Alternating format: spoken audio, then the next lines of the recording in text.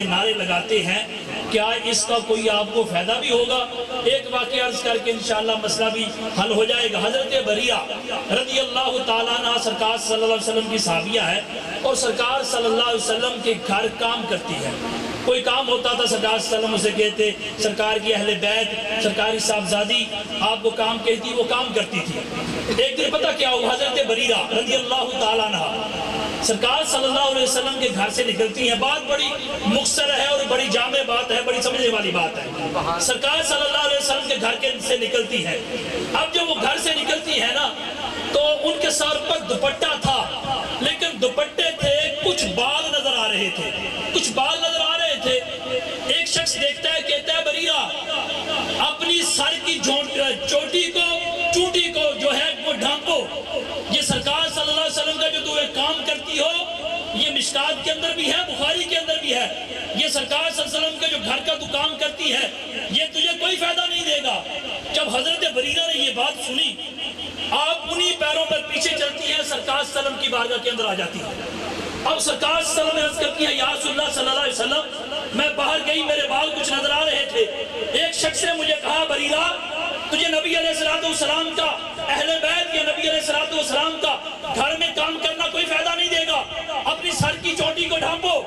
سرکار صلی اللہ علیہ وسلم نے یہ بات سنی تو سرکار صلی اللہ علیہ وسلم جلال میں آ گئے، اور کتنا جلال میں آئے، آپ کے موڑے مبارک پر، کندھے مبارک پر کالی کملی تھی۔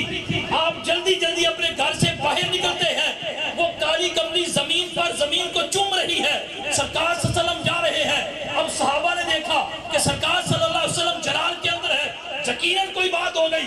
سارے صحابہ اپنے گھروں میں جاتے ہیں، کوئی تلوار لے کے آ جاتا ہے، کوئی خنجر لے کے آ جاتا ہے، کوئی نیزہ لے کے آ جاتا ہے، سرکار صلی اللہ علیہ وسلم کی بارگاہ اقدس کے اندر حاضر ہوتے ہیں۔ یا رسول اللہ صلی اللہ علیہ وسلم آپ کو کس چیز نے تکلیف پہنچائی ہے؟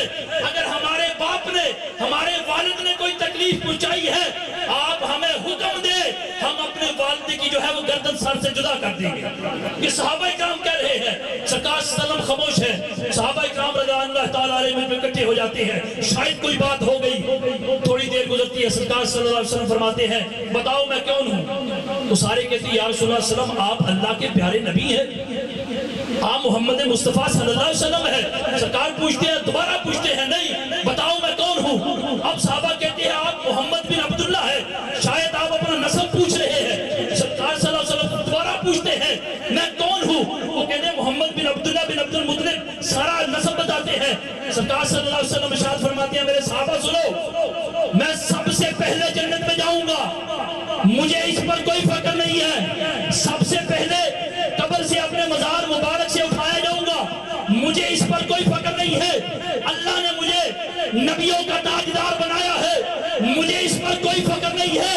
اے صحابہ سن لو، قیامت والا دن ہوگا، میں جس کی شفاعت کروں گا، بڑی بات سننے والی ہے، میں جس کی شفاعت کروں گا وہ آگے شفاعت کرے گا، جس کی وہ شفاعت کرے گا وہ آگے شفاعت کرے گا، جس کی وہ شفاعت کرے گا وہ آگے شفاعت کرے گا، جس کی وہ شفاعت کرے گا وہ آگے شفاعت کرے گا، جہاں تک کہ شیطان جو ہے نا وہ ایڑیاں اٹھا کے دیکھے گا، شاید آج مجھے بھی معافی مل جائے گی، شاید آج مجھے بھی معافی مل جائے گی۔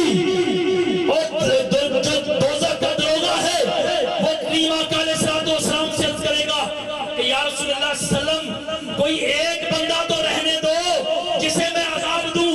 اب سننا یہ بات ہے کہ بات کہاں سے شروع ہوئی تھی، سرکار کے گھر کے اندر جو ایک لونڈی کام کرتی تھی اس کو کسی نے تانا مارا تھا، تجھے سرکار صلی اللہ علیہ وسلم کوئی فائدہ نہیں دیں گے، لیکن سرکار صلی اللہ علیہ وسلم نے حل فرما دیا مسئلہ کہ میری بات تو چھوڑو، جس کی میں شفاعت کروں گا اس کی شفاعت قبول کی جائے گی، اور جو اس کو کسی کی شفاعت کرے گا اس کی شفاعت قبول کی جائے گی۔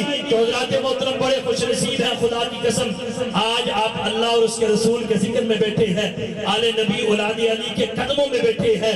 جب بروز قیامت ہوگا، یہ حدیث پاک کے بھی اندر آتا ہے کہ اللہ رب العالمین کے جو ولی ہے وہ ولی ہے جو رب سے کہیں گے کہ یا اللہ، جب اللہ فرمائے گا جاؤ تم جنت میں چلے جاؤ، وہ جنت جنت میں نہیں جائیں گے، وہ لاڈ کریں گے رب کے ساتھ۔ رب فرمائے گا تم جنت میں کیوں نہیں جا رہے؟ وہ عرض کریں گے مولا ہم تو جنت میں جائیں گے، لیکن جو وہ دنیا کے اندر ہمارے ساتھ تھے، جو ہمارے پیچھے نمازیں پڑھتے تھے، جو ہمارے پاس آتے تھے، یا اللہ جب تک وہ جنت میں نہیں جائیں گے ہم جنت میں نہیں جائیں گے۔ تو حضرات محترم آپ خوش نصیب ہیں، آل نبی اولاد علی کے قدموں میں بیٹھے ہیں۔ اللہ رب العالمین میری حاضری اپنی بارگاہ کے اندر قبول و منظور فرمائے، اور سرکار صلی اللہ علیہ وسلم کی شفاعت کا ہمیں حقدار بنائے۔ آمین آمین و آمین۔